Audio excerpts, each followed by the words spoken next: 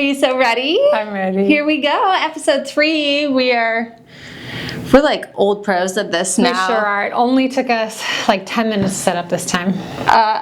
Yeah, 10 minutes, lots of conversations, and a whole lot of excitement. Mm-hmm. She's got the keys. She's got the keys. We're here 3. for it. And today's episode's super fun. Yes. I know that we are excited to have guests on the show, but that'll come a little bit later. For now, we kind of wanted to do something that wasn't so specific, but more like the fun bits of real estate. Because you get to make a lot of choices when it comes to choosing your house. And so we wanted to say, well, we wanted to do an episode on this or that. Yeah, which are things that you're going to decide when you're looking for homes, and it's interesting to see which of your this is and which of your that, which of your this is and which is of your that. I can't say it. It's okay. Which one would you choose? Would you choose this or that? And they change. That's right. When you start to look. Absolutely. Maybe, I think. Yeah. So it's interesting to see that along your journey. I think this also correlates with my suggestion or tip from the last episode, where my first step for first mood board, guys. That was my favorite thing to listen back on from the last podcast, because I think it perfectly highlights who we are. But you know what? I'm not so different from the mood board, because that is what I did for my wedding. And you know, honestly, your home, that's a big old step too. You gotta get your head in the game, you guys, and that just takes some visualization, some manifestation, some dancing under the full moon. Now that is where we kind of differ, but yeah. What? I'm there for it. Okay, I gotta take Sarah out for a moon dance one of these nights. I can't wait. Yeah, so we're gonna do a this or that. I also we polled people on my Instagram. I got about close to 100 people answered the polls, so we're gonna share those. We'll find out what other people would have chosen. Not that it should sway your opinion either way. No, not at all. I was actually interested. It was very interesting to see, because on my end I could see who the people were. I'm not gonna share that here, but it was interesting for me personally, knowing most of the people who polled, what they picked. Yeah. Some of them were totally opposite than what I would have thought. And people who I know like live in the suburbs picked like city living, and I'm like, oh, we need to fulfill that dream for you. Yeah. And I think that for some of us, it might be very clear what we might want. And for other questions, it's a little bit more vague. Or you don't want to choose between the two. Right. You want both. Yeah. There's one question where I was like, walk-in closet and extra storage? No. Mine was going to be the gym or home office. Oh, I have both. I can't imagine living without, but neither one are dedicated spaces. Correct. So I don't even know if that qualifies, but I need both. Yeah. And some of the answers stirred up some interesting conversations actually with my friends on Instagram that I was messaging back and forth, actually, who were asking me questions about some of them. So that actually sparked some really interesting conversation. So that'll be kind of fun to share as well. But we're going to go through, and we've got a little list here on my phone. But before we start, we did get a request from someone here in the office. We sure did. Shout out to Casey Young. Casey Young, this is for you, girl. She wanted to know what our fit was every single time we have an episode, specifically around nails. So mine. Get that in there. Get that up. I'm gonna go really close. For those of you that are like not watching this on YouTube, I've got teddy bear nails because it's my birthday. They're birthday bears. Oh. They're very, very cute. I've got bear nails, but that's not what's exciting. I don't paint my nails anymore. For Sarah, we want to see the shoes. So get it up here, girl. Look at how flexible she is too. Oh, so you've got yourselves a gold. Wait, no, this is silver cowgirl boots. Silver cowgirl boots. Rocking with a little bit of a heel. Just easy going, but with a little flair on the an item feet. Of flair. Yeah, feet flair. Sarah and I are big on flair, so. Yeah. So Casey, that is there you go, girl. For you. Okay, first one. Take it away. All right, first one. This or that. City living or suburb living? Okay, I know mine. Okay, you go first. Emily's going first. I cannot stand parking in the city. I just can't. Yeah. I need to have a designated spot where I know that nobody else is going to be there. So for me, parking alone, like I don't like the congestion. I don't like having strangers on the block. I like to know who's coming down. I've been living on a cul-de-sac for the last 7 years. Love a cul-de-sac. Sack life. Yeah. Oh my God. Coined here, sack life. I'm going to also go with suburb living, but I do reflect back to our days when we lived in a high-rise condo in South Lake Union, and the simplicity of that life. Now, we did have designated parking, so that did help make it easier. Yeah. But the simplicity of that life felt really nice, but I will always go suburb living, and I will go one step further and say we even wish we lived like more remote. Okay, so Than we like did. farm life. Farm life. You're ready for homesteading. I am. It went from condo to suburbia to next step homesteading. Really quickly. Mood board coming soon. Mood board, definitely. Well, my Pinterest is, I guess that is, Pinterest is the mood board of today. Yeah, absolutely. Yeah, so we're both suburb living. Okay, but the downfalls of suburbs, I will say, is that you don't get to pick your neighbors, right? Some neighborhoods are really, really great and welcoming and open, whereas other neighborhoods are kind of older and more reclusive. So I think parts of suburbia are better than others. I also think it depends on like how close you are to amenities, because I like to go Absolutely. out. Yeah. Girl likes to get her nails did. Yeah, Eat nice food. That is one thing to consider. So- like after 9 p.m. where I live, like there isn't food. Everything it's in my kitchen. Yeah, everything's turned off. You're not like I'm not walking anywhere. So that was the simplicity of city life, right? You want to go out, You can walk there. you can walk there. Right. Okay. So, okay, next. I only pulled some of these on my Instagram. So that one was one that I pulled. So I'm going to check to see what that one came in at. Hit us with the results. What do people think? So we've got 62% that suburb life, which tracked. I was interested to see though some of my friends that clicked city living actually live in the suburbs, which I said Ooh. earlier. So I think maybe it's that ease of simplicity, being able to walk places, being able to go to entertainment really easily, not having to drive home at the end of the night. That Yeah. sometimes happens with city living. An easier Uber. Right. So we've got 62% though did agreed with us on that suburb life. And I'm also thinking, some of those newer developments that we're seeing when the neighborhood is really like fresh and new and virgin, they don't have as many community events, right? So you kind of miss out on some of that, like some of the perks of being in suburbia if you pick some place that is brand new and fresh, because everybody is trying to get established and figure out who they know and who they like and who they should put a fence between and all that good stuff. Which is going to tie into one of our this or that's in a little bit. All right. But next we've got, and these are in absolutely no particular order, large backyard or rooftop terrace. Now, I think this sort of plays into the city living suburb life because chances are you're not getting a large backyard with city living, and a lot of the new construction homes do have a rooftop terrace. So if you picked suburb life, you probably also picked large backyard.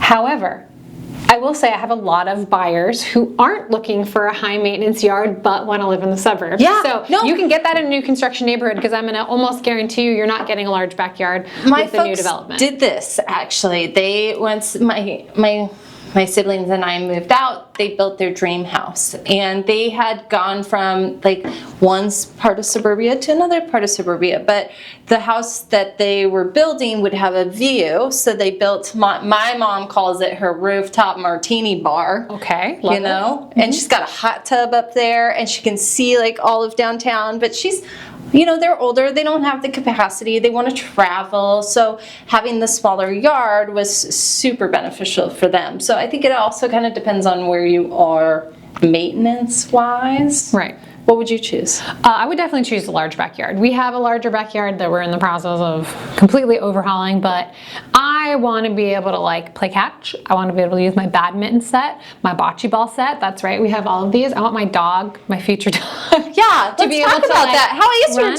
dog? My dog? Yeah. Okay, on a complete caveat. You can cut this out. Did I tell you this? I woke up asleep. Sorry, I sat up straight up in my sleep the other night.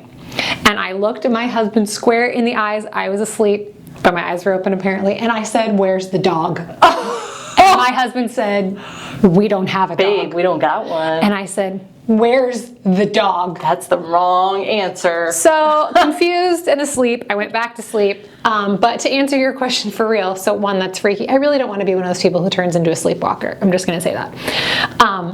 We are getting a dog. When? In June. Awesome. Okay, have you decided what kind of breed and everything? We put a deposit down. We're getting a long-haired English cream wiener dog. If you don't know what that looks like, look it up. It's a forever, it looks like a forever puppy golden slash Falcor. So cute. So that's what we're getting. So that's what I would pick, large backyard. What about you? I have a large backyard. So, and my father actually came out and built the boys a custom tree house in this backyard. And you have a big dog. We have a huge dog. Yeah, He's half Saint Bernard, half poodle, and like those dumps are huge. You want to make sure you have space to spread them out, A corner right? in the back that you don't play in. Right. But our backyard, we actually had to put a fence around because it didn't have a fence. So that was like a huge expense. And that's something to consider too when you are looking at homes, because sometimes it'll be fenced on two sides, but it's not fenced all the way around. If you've got a dog, take that into account. It's not cheap, y'all. And not even for like the low grade stuff, but love it now that it's set up to meet our needs. It wasn't originally, but. And I would say I have clients who sometimes they put that as their must. It has to be fully fenced, but I would say don't let that be your your sticking point, because you can do it. You can. If it's got everything else you need. Now, if it's a 1 acre property and there's no fence at all, that's a completely different story. Yeah. But if it's like just needing to finish out one side, you're looking at a couple $1,000s. Next question.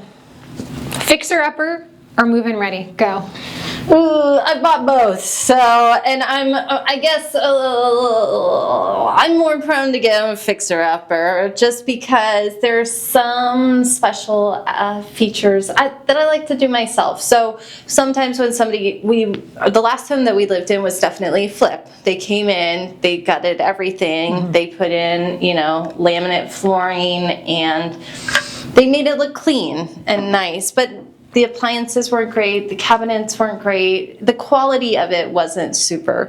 So this next house we moved into was like from the 1980s and nothing was done, and like the carpets are all drab and it's taking forever. But the benefit of that is that we get to pick out every single one of our elements that we think is important. So for me, I'd rather have a really darling fixer-upper in a nice neighborhood than have something that's fixed up in a less nice neighborhood. Yes. But they say the phrase is like, buy the worst house in the nice neighborhood. That's what Joanna Gaines says. Because then you can fix it up and meet the expectations of the neighborhood, or you're paying top dollar for a completely fixed house in a neighborhood that's not appreciating as fast. I tell people that too, is that your appreciation is not going to go as high. If you're buying a new development, like this is probably the most expensive it will be, because after some wear and tear, it's not going to look and present as well unless you go back and you actually kind of fix it up again. So I think you're paying the most for a product that's done and ready. The benefit to that though is that you can wrap that all up into your mortgage payment rather than having to finance all of these little expenses on your own, which is what Sarah and I are doing. Yeah, or paying, cash. Yeah. I'm conflicted on my answer because You've been fully entrenched in a project here for a while. So it's hard for me to say, yes, I'd pick another fixer-upper. So I'll argue both sides for a second, similar to what you said. Fixer-upper, you have an opportunity to inject some sweat equity, some tiered equity. Lots of sweat equity, right? Lots of sweat equity. But move-in ready, if that fits your lifestyle, like if you have a kid on the way or you've got 2 littles and you've worked full-time jobs, like, okay, you probably don't have the time. So I always ask my clients, like, what does your life look like? Can you have it? What does a fixer-upper mean to you? Is it something you're gonna fix up in 5 years because you know it needs updates, or like you need to immediately do things to that home? Right. So At this point, I would probably say fixer-upper just because I need to stand really firmly by what I'm already doing in my home. But there is a lot of appeal to move-in ready. And move-in ready doesn't necessarily mean like new construction. It just means the house serves your needs right then as is. You don't have to change anything right away. You can live in it for 2 years without doing anything. Yeah. We couldn't do that. We had to change all of the appliances, put in a new furnace. Oh, yeah, and same. then like later on we've added other things. Yeah. I will say that once we bring a mortgage loan officer on the show, which we definitely will, so Yes. that you guys can get some ideas about creative financing, there are new construction loans where you can like tie in some of these renovations into your mortgage payment so that you can do it all at once, which is if you're interested in a fixer. Yeah, a good option. Good option. But it's definitely just, assess what your life and your time It's going to be more looks work. like. Yeah, absolutely. So next we've got a historic charm. Wait. Oh, Can we what? go back? Yeah? Can we go back and Oh, I see what missed the one. results are? I did. So I didn't have one on Fixer Upper or Move-In Ready, but Okay. I did miss one, and we did pull this one, which is open floor plan or separate rooms. And this is interesting because the open concept craze was so big. Huge. And now I feel like it's coming back to more separate spaces, especially that's while people are working at home. And all have because home of COVID, Yes. right? Home offices are, and kids We don't want to see them anymore. schooling at home. Like, We don't want to see that- anybody. That open concept life is not serving us the same way. Yeah. Now I think some things, well, first of all, let's go to the polls. Let's go to the polls. Let's see what everybody else said. We still have 74% open concept. I think that it's the more modern look still. Yes. And I think that it also, like, when you don't have walls in the way taking up space, you have more space. Yeah. It's just, is it really usable? I walked into homes with like huge foyers, and it's like, what are you gonna? I have a foyer. What are you gonna do with all that foyer space, right? And I think where I think where people are still clicking yes to open concept is defined. I would define it as people still want your kitchen and your immediate living space to feel like they are open, because like the classic 1970s, split level home, that kitchen was so separate. It Sometimes completely- has like a peep through. Yeah, it was that you can- completely blocked off from the rest of the house. But people want to be able to see their kids or their families Yep. in the TV room while they're cooking. Yep. And people are still trying to achieve that. But where I think the separate spaces are still getting a 26% vote is separate offices. Your office is not in your living room. Hopefully you have 2 offices if you can, and your kids maybe have a separate playroom area. Otherwise that's basically in your office. Yeah. So I definitely clicked. Actually, I can't remember what I voted for. I think I voted open concept for the kitchen living room idea. I would much rather have large living spaces and smaller bedrooms than the opposite. I think that a lot of homes maximize bedroom space and then sometimes they have smaller living spaces, which doesn't make sense to me. Yeah. I think that the flow needs to happen, and when you're entertaining, having all those walls removed just helps out. Yeah, I agree. Okay, Okay, what's next? What's next? Next one, we've got, I did not pull this one, but we'll get to one soon. Historic charm or modern design. This is so just very specific to the individual. And I think sometimes this comes with fixer-upper or move-in ready, because That's what my husband decides. Charm means work. He's like, honey, you don't like to work. Why do you like these charming ones? But it's a vibe, man. yeah. And if you can get a move-in ready charmer, that's even better. Multi-million Yeah, dollars. but they've had a lot of work done to make it look historic charm. What would you choose? I would choose modern design, but with a caveat to say more of that mid-century modern. So we're still That's considered an older. yeah, it's considered modern, but it's an older style than what we're recreating now, but it's still modern in the traditional sense where it's got clean, sleek lines. I think of historic charm as a lot of intricate detail, a lot of specific craftsmanship that's I just think detailed, I guess. Yeah. I think what you're talking about here is the quality of work, because with the mid-century moderns back in the 60s, the materials that they used and the time that they spent on each home was a lot longer and invasive than what we're doing now. Like, things are popping up, and a lot of the homes end up looking very similar to each other if they're new and modern. Whereas back in the day, they would have they would have this modern home over here and over there. So yours is very unique and special. And I really appreciate some of the woodworking and those little elements that they put in. Like the laundry chute. Why did they ever take that away? Gosh, I don't know. I've only seen that maybe a couple of times in older homes that I've been I love touring. that. Although I'm turned off by the in-house chicken coop. An in-house chicken coop. Yeah, like off of the kitchen, there was a room for the chickens, and they could just like get their eggs. It wasn't a catio? Oh no, it was a chicken coop. No, it was a chicken coop. We're gonna have an entire episode on we're still brainstorming the title for the episode, but basically horror show house showings. Yes. Horror show house showings, because we've all had them. Every agent has some horror story, but we'll save that for another full episode. It's good. I think one question we should ask every guest is, what has been your craziest thing you've encountered on a showing at like the end of every. That's a good one. You heard it here first, folks. We're great. Okay, moving right along, because we have a bunch of. Okay, we'll try to some of these faster too. Minimalist style or cozy eclectic decor? Ooh, minimalist. My problem is I will say minimalist. I will say neutrals, and my version of neutrals is like this is neutral for me. It's color. hot pink, shiny, sparkly.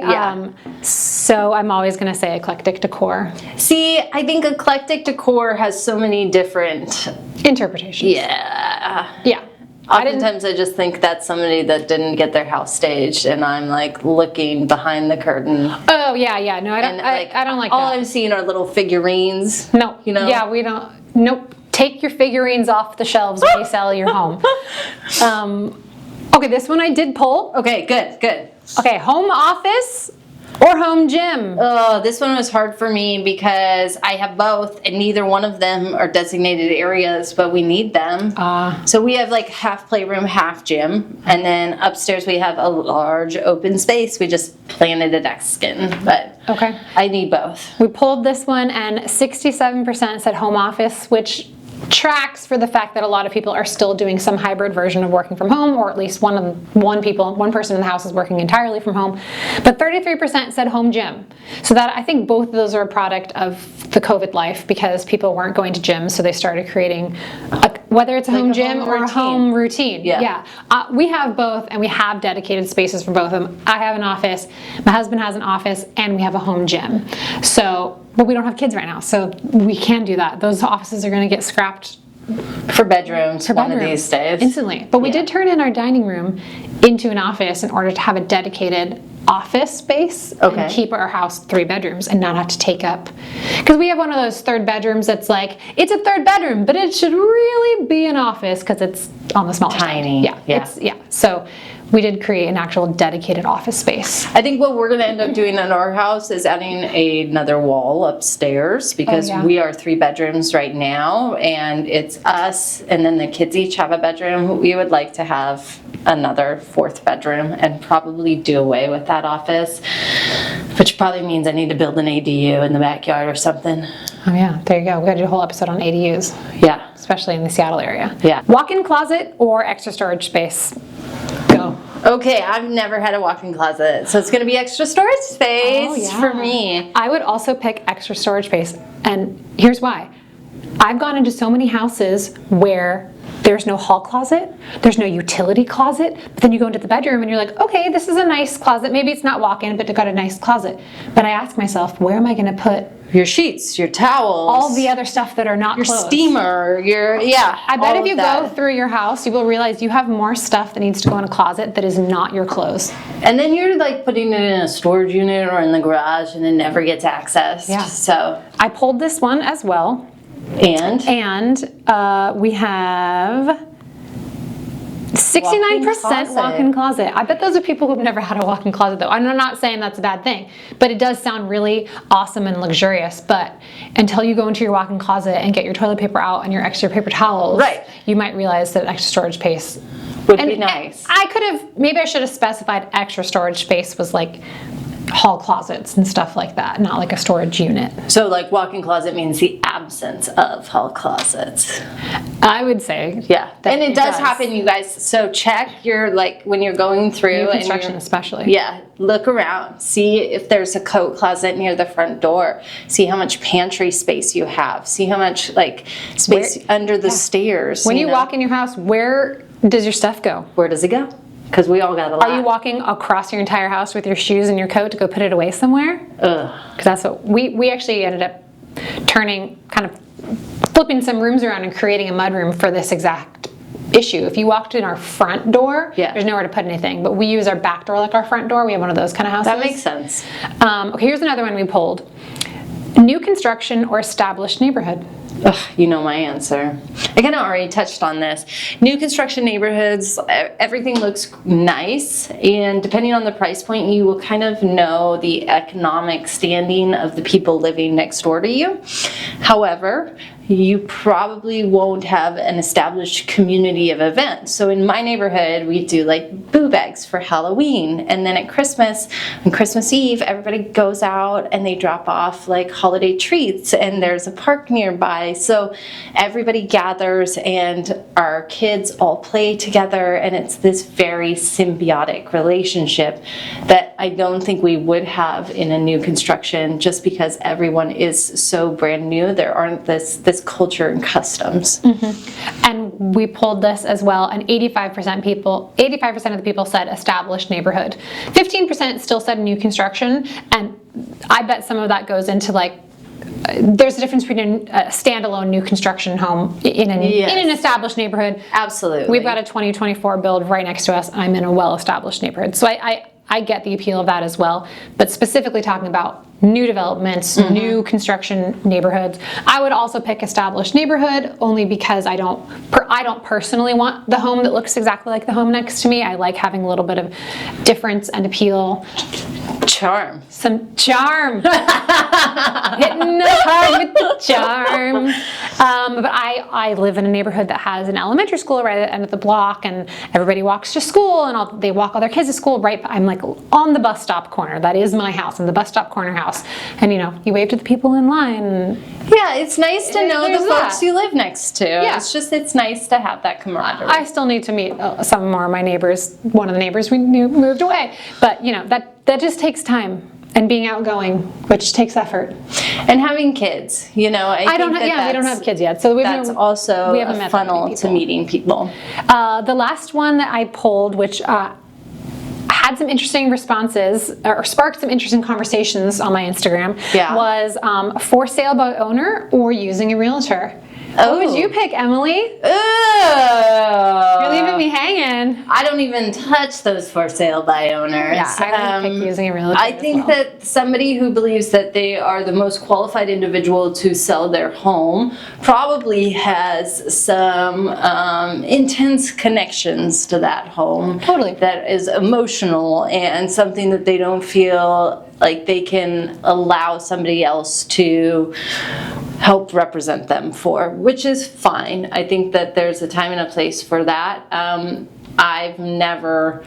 I've always used an agent. My parents have been investing in real estate since I was a wee babe, and they've always used an agent. So I just think that for me, I know that I'm not the expert in all things. I am an expert in real estate now, but when I was an educator, I just leaned on the people who knew what they were doing to get me the best price point and to represent me in a way that maybe I didn't realize. So I know that when it comes to sales, especially for folks that have been in the house for a long time, they have this perception that their house has been designed and curated perfectly. And it has been for you, right? But not for the person who's going to walk through that door as a buyer. And there's a lot of perceptions that go into that. And so I think that knowing what buyers are looking for is something that somebody who is a for sale by owner isn't going to have the information about like an agent would, because they've been going around and listening to what is it that you're looking for? What is important to you? What elements? How does it need to appear? All of that. I would also choose using a realtor for all the same reasons you did, but I was surprised to see that still had about 19% of people that I polled on Instagram said that they would do for sale by owner, and that's totally fine. I think maybe some of that is people have had good experiences doing that, and if that's the case, great. Or maybe you had like a family to family, sale within the family. That's also a great example of how that can be really successful. I think also there's back during COVID, there was the Nextdoor coming through, and they were paying for more than market value, which was great because somebody just came in and said, I'll buy it, and you could walk away, right? And right now they're paying much lower than market value because they were starting to go under because they were spending too much on these homes. So I think just knowing what your options are, you don't have to hire an agent, just hear what they have to say. Yeah. So that you know what it is that you are giving up or that you are getting. Right. And I had someone reach out to me and ask, I don't know what the benefits are between the two. So it sparked a nice conversation of like, here's what it looks like to use a realtor, and here's what it could look like to try to, maybe you aren't the person selling your own home, but maybe you are the person working with an agent and you want to buy a home that is being sold by somebody who's representing themselves as the seller. And I think we kind of covered that on our last episode about first-time home buyer. So that was just interesting, and I want to keep doing little polls for our podcast because it is sparking some interesting conversations. And we're having such a good time. We're so glad you guys have decided to follow along with us and join us on this journey. So thanks again. We'll see you next time. Bye!